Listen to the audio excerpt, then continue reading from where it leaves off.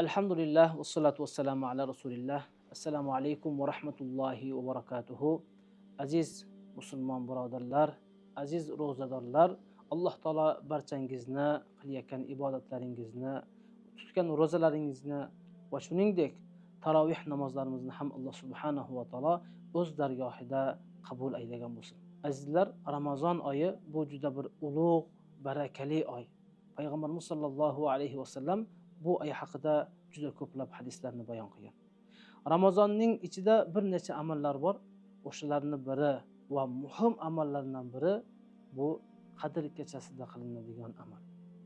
Qadr kechasi deganda insonlar faqatgina uxlamasdan chiqsanglar, men Qadr kechasini tutdim, bugun tunashga o'tirdik degan so'zlarni ishlatamiz.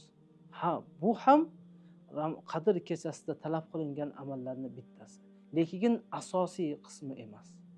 Ya'ni uxlamay qo'ysanglar, bu inson Qadr kechasini to'sib, va bu inson tunashga o'tirdi deb aytilmaydi. Nima uchun? Sababi ko'plab insonlar bor. Do'konlarda, bozorlarda yoki taksi xodimlari bor. Ular kechasi bilan uxlamaydi. Ular doimo Qadr kechasini tutar ekan. Yo'q. Qadr kechasida nafaqat uxlamaslik, balki o'sha Qadr kechasida bir necha amallar bor. Shularni xulosa qilib, inshaalloh sizlarga aytib bermoqchimiz. Birinchi amal, Qadr kechasida uxlamasdan kun botgan vaqtdan boshlab ertasi namoz, bomdod namozini vaqti kirgunga qadar uxlamasdan chiqishlik. Ya'ni ibodat bilan. Sababi Payg'ambarimiz sollallohu alayhi vasallam hadis shariflarida aytib ketganlar. Man qama ramazona imanan va ihtisaban g'ufira lahu ma taqaddama min dhanbi. Qaysi inson Allohga iymon keltirib va Alloh beradigan savoblarni umid qilib Qadr kechasi uxlamasdan chiqadigan bo'lsa, u insonning barcha gunohlarini Alloh kechiradi. Demak, azizlar, inshaalloh biz ham Qadr kechasi uxlamaslikka harakat qilaylik. Ikkinchisi, duo qilishlik. Imkon qadar har bir inson o'z zabonida, o'z tilida duo qilsin Alloh subhanahu va taologa. Yig'lab duolarni qilaylik. Sababi bu kecha bir yilda bir marotaba keladi. Uxlab qolmaylik azizlar. Dangasalik qilmaylik. O'yin kulgi yoki boshqa bir narsalar bilan mashg'ul bo'lib bu kechani boshqa bir foydasiz narsalar bilan o'tkazib yubormaylik. Balki duo bilan.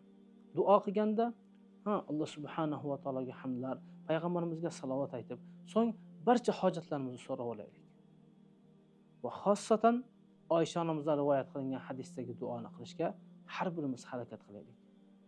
Imom Tirmiziy va Ibn Mojaning rivoyatida kelgan hadisda Oysha onamiz aytdilar: "Ya Rasululloh, agar men Qadr kechasi qaysi kecha ekanligini bilsam, nima deb duo qilay?" deganda, payg'ambarimiz sollallohu alayhi vasallam quyidagi duoni o'rgatdi. Allohumma innaka afuun tuhibbul afwa fa'fu anni.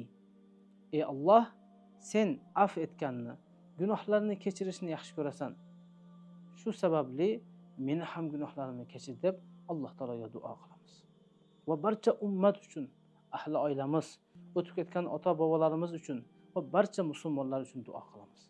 Azizlar, bu kechani foydasiz narsalar bilan o'tkazmaylik. Uchinchi esa namoz bilan mashg'ul bo'lishlik. Namoz bilan mashg'ul bo'lganda ham albatta Qadr kechasi xos o'qiladigan falon bir rakat namozlar yo'q.